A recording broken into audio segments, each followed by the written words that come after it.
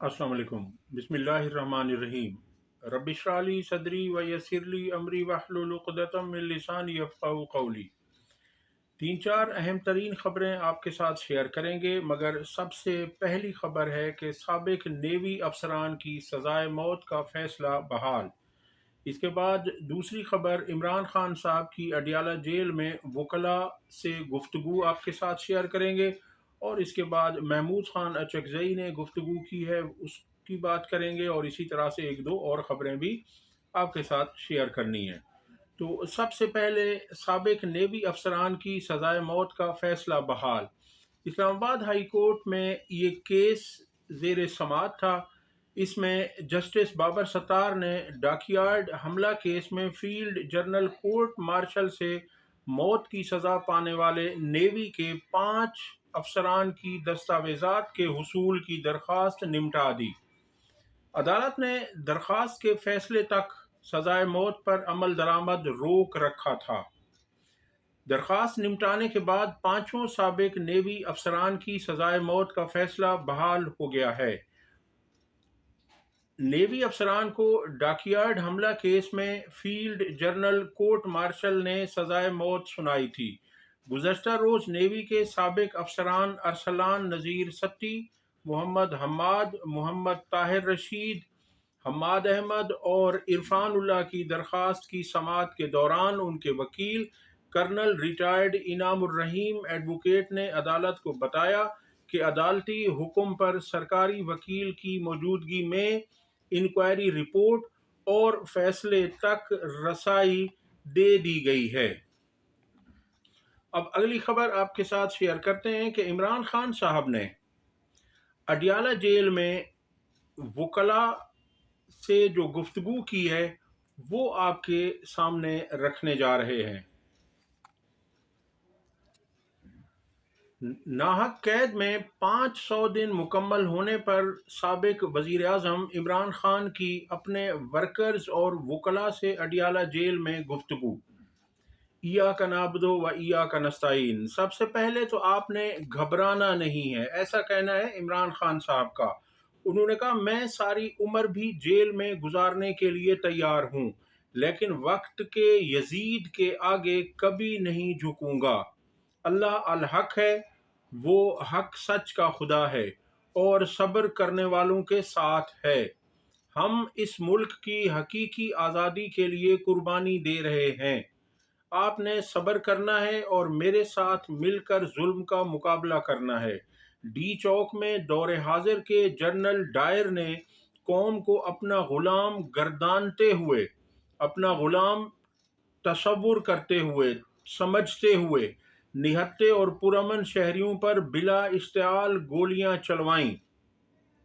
हम इस वाक़े को कभी भी भूलने नहीं देंगे और अपने वर्कर्स और शुहदा को इंसाफ दिलाएंगे। मुझे वर्कर्स और वकला ने रात ने बताया है कि अभी तक सामने आने वाले 12 जो सामने लाए गए हैं उनमें से 12 शुहदा वो हैं जिन्हें 26 नवंबर को मगरिब से पहले शहीद किया गया, और बाकी लोगों को रात को इलाके की बिजली बंद करवाकर गोलियां मारी गई हैं। उनको किधर गायब किया गया है? अभी भी दर्जनों अफराद मिसिंग हैं। मिसिंग पर्सन्स को तलाश करना और तमाम डेटा पब्लिक करना हुकूमत की जिम्मेदारी है। मीडिया समेत हजारों लोगों ने अंधाधुंध फायरिंग और बर्बरियत अपनी आंखों से देखी, और उसके बाद अस्पतालों का रिकॉर्ड गायब करने और शुहदा की लाशें वरसा को फराहम करने से इनकार की भी मीडिया रिपोर्ट्स मौजूद हैं।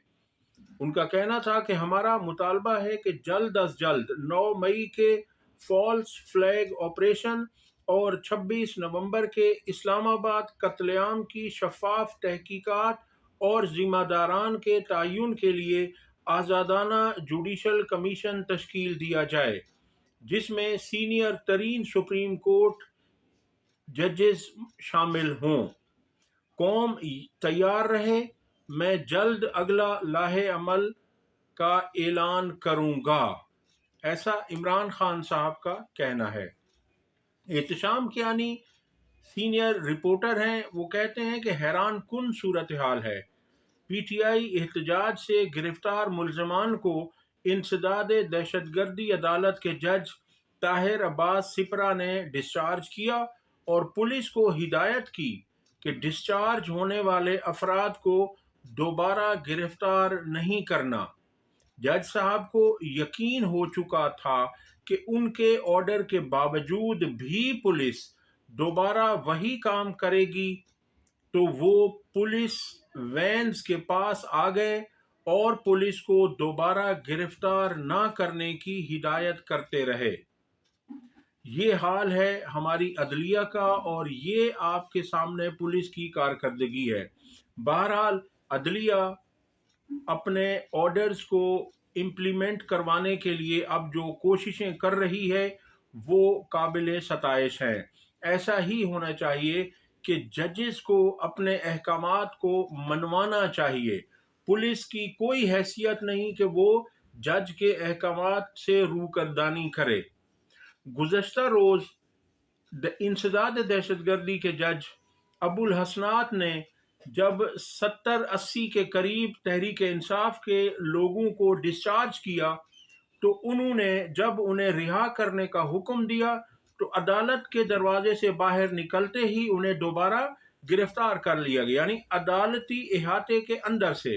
مگر یہ جو دوسرے جج صاحب ہیں طاہر عباس سپرا، انہوں نے چونکہ ان کے علم میں تھا تو انہوں نے اس دفعہ 57 لوگوں کو کل انہوں نے ڈسچارج کیا، یعنی رہا کرنے کا حکم دیا، اور یہ خود پریزنر وینز کے سامنے، یعنی ان وینوں کے سامنے، ان گاڑیوں کے سامنے جن میں قیدیوں کو لے کر جیل جایا جاتا ہے اور جیل سے لایا جاتا ہے عدالت میں، اس گاڑی کے سامنے کھڑے ہو کر یہ کہتے رہے کہ انہیں گرفتار نہیں کرنا۔ اور ایک وکیل صاحب کی ویڈیو سوشل میڈیا پر وائرل ہو رہی ہے جس میں وہ ہر قیدی کو کاؤنٹ کر رہے ہیں اور 57 قیدیوں کو رہا کیا گیا ہے۔ بہرحال عدلیہ کا یہ قدم نہایت احسن ہے، اور اللہ کرے کہ ہماری عدلیہ اپنے کھوئے ہوئے وقار کو بحال کر سکے اسی طرح سے۔ تو یہ آپ کے سامنے صورتحال ہے، اور پولیس ہے کہ جو باز نہیں آ رہی۔ محمود خان اچکزئی نے رات ایک ٹی وی پروگرام میں بات کرتے ہوئے کہا کہ مذاکرات مینڈیٹ کی واپسی کے بعد شروع ہوں گے۔ یہ حکومت ناجائز ہے، جعلی مینڈیٹ پر بیٹھی ہوئی ہے۔ عمران خان کسی کو اچھا لگے یا برا، اس کو کروڑوں لوگوں نے ووٹ دیا ہے۔ معاملات ٹھیک نہ ہوئے تو خدا نخواستہ کوئی حادثہ ہو سکتا ہے۔ انہوں نے مزید گفتگو کرتے ہوئے کہا، ان کا کہنا تھا کہ چونکہ یہ حکومت جعلی حکومت ہے، اسے عوامی مینڈیٹ حاصل نہیں ہے، عوام نے جسے ووٹ دیا تھا اسے حکومت نہیں دی گئی۔ ان کا کہنا ہے کہ کچھ بھی ہو، اگر انہوں نے مذاکرات کرنے ہیں تو پہلے اس بات پر مذاکرات ہوں گے کہ پی ٹی آئی کا مینڈیٹ انہیں واپس کیا جائے۔ اور ان کا مزید کہنا تھا کہ اگر حکومت نہ مانی تو سول نافرمانی آخری آپشن ہے، اور اس میں ہم بھی شامل ہو جائیں گے، یعنی سول نافرمانی میں ان کا کہنا تھا کہ ہم بھی شامل ہو جائیں گے۔ وہ کہتے ہیں کہ 2 نمبر وزیر اعظم کو کہہ دیں اس طرح نہیں چلے گا، مجبور نہ کریں، اتنی طاقت ہے کہ نہ آپ بیٹھ سکیں گے نہ اسپیکر بیٹھ سکے گا، جتنی جلدی ہو یہ اسمبلی ختم کر دیں۔ وہ کہتے ہیں کہ ہم نہیں چاہتے عوام کی طاقت اپنی حکومتوں کے خلاف استعمال ہو، اگر حکومت نہیں مانے گی تو ہمیں بھی آخری آپشن کے طور پر سول نافرمانی کی تحریک میں شامل ہونا پڑے گا۔ وہ کہتے ہیں کہ عمران خان کسی کو اچھا لگے یا برا، کروڑوں عوام نے اسے ووٹ دیا ہے۔ 8 فروری کے بعد بننے والی حکومت ناجائز ہے۔ مذاکرات مینڈیٹ واپسی پر ہوں گے، یعنی مینڈیٹ واپس کرنے پر مذاکرات ہوں گے۔ عوام کے غصے کا حل نہ نکالا تو ملک کسی حادثے سے دوچار ہو سکتا ہے۔ سنیے کیا کہہ رہے ہیں محمود خان اچکزئی۔ اگر سر اگر موجودہ ناجائز حکمران اپنی ضد پہ لگے رہے تو ہمیں بھی پھر سول نافرمانی کا ساتھ دینا ہوگا. اور یہ آخری آپشن اگر ہوگا یہ آپ اپنی کے ضد خیال پہ میں؟ کڑے رہیں کہ ہم یہ آخری آپشن ہوگا؟ یہ بالکل بہا لے جائے گا اس حکومت کو. بہت بڑی ریزنٹمنٹ ہے, بہت بڑا غصہ ہے عوام میں, بہت بڑا غصہ.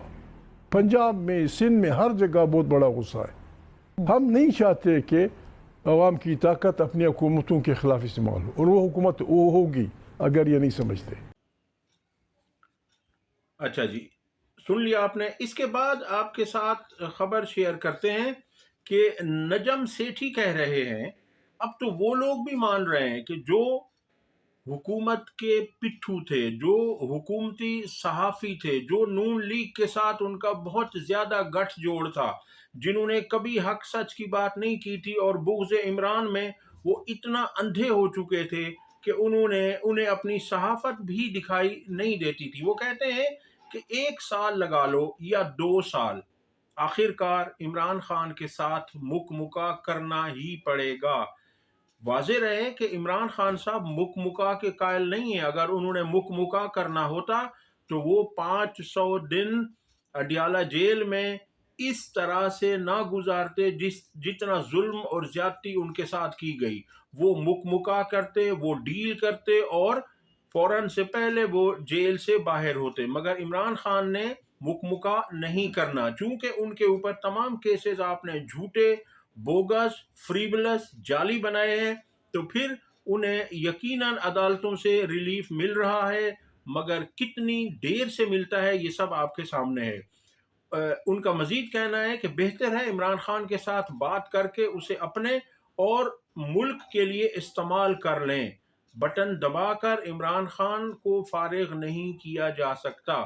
یعنی عمران خان صاحب ایسی ہستی ہیں, اتنا کارآمد ہو سکتے ہیں ہمارے ملک کے لیے کہ اگر ان کی انرجیز کو ملک کے وقار کی بلندی کے لیے استعمال کیا جائے تو اس سے ہمارے ملک کا, ہمارے ملک کی معیشت کا, ہمارے پاسپورٹ کا, ہماری عوام کا بے انتہا فائدہ ہو سکتا ہے.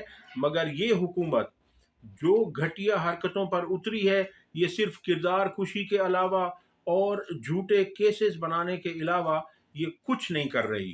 رات ایک ٹی وی پروگرام میں کوثر کاظمی, جو کہ نون لیگ پنجاب حکومت کے ترجمان ہیں, ان سے صحافی اجمل جامی نے سوال کیا. انہوں نے کہا کہ اگر بی بی سی اسلام آباد قتل عام پر جھوٹ بول رہا ہے تو اسے عدالت لے جائیں. وہاں پر تو پہلے بھی کئی چینلز اور صحافیوں کو جرمانہ ہو چکا ہے. یعنی کہ نون لیگ اور حکومت کہتی ہے نا کہ بھائی وہاں تو کوئی گولی چلی ہی نہیں ہے, حکومت نے کوئی گولی چلائی نہیں ہے, کوئی زخمی نہیں ہوا, کوئی شہادتیں نہیں ہوئیں, یہ سب جھوٹ بولا جا رہا ہے. تو اس پر صحافی نے جب یہ کہا کہ آپ جائیں اور بی بی سی کے خلاف سو کریں, آپ سوٹ فائل کریں, آپ کیس فائل کر دیں وہاں, تو اس پر نون لیگی کوثر کاظمی نے کہا کہ غیر ملکی میڈیا کے الفاظ کون سا قرآن اور حدیث ہیں. بے شک قرآن اور حدیث نہیں ہے, مگر آپ جو کہتے ہیں کہ یہ سب جھوٹ پھیلایا جا رہا ہے تو آپ ان کے خلاف کیس کیوں نہیں کرتے؟ آپ کی حکومت کی کریڈیبلٹی بڑھ جائے گی. پھر آپ ثابت کریں گے کہ جی دیکھیں ہم سچے تھے, کوئی گولی نہیں چلی, کوئی شہادتیں نہیں ہوئی, کوئی زخمی نہیں ہوا, کوئی کچھ نہیں ہوا, یہ سارا پروپیگنڈا ہے. تو آپ جائیں نا, آپ کیوں نہیں جاتے؟ کیونکہ تمام بیرون ممالک کے آؤٹ لیٹس, وہ چاہے الجزیرہ ہو, وہ چاہے بی بی سی ہو, وہ چاہے سی این این ہو, یہ ان تمام نے یہ خبریں شائع کی ہیں قتل عام کی. تو آپ ان کے خلاف بہتر ہے کہ وہاں جا کر انہی کے ممالک میں آپ جا کر کیس فائل کریں. اس سے یہ ہوگا کہ آپ کو حتی کہ عزت کا, آپ کو پیسے بھی اچھے خاصے مل جائیں گے, اور آپ کا اعتماد بھی بحال ہو جائے گا, اور عوام میں بھی پتہ چل جائے گا کہ آپ جھوٹ کم بولتے ہیں. مگر یہ انہوں نے اسی بات کو, اس بات کا جواب نہیں دیا کہ ہم جائیں گے یا نہیں جائیں گے, یا سوٹ فائل کریں گے یا نہیں. یہ کہہ کر اپنی جان چھڑا لی کہ یہ کوئی قرآن اور حدیث نہیں ہیں. اب تک کے لیے اتنا ہی. ویڈیو پسند آئی ہو تو لائک اور شیئر کریں. چینل کو سبسکرائب کریں. اللہ حافظ.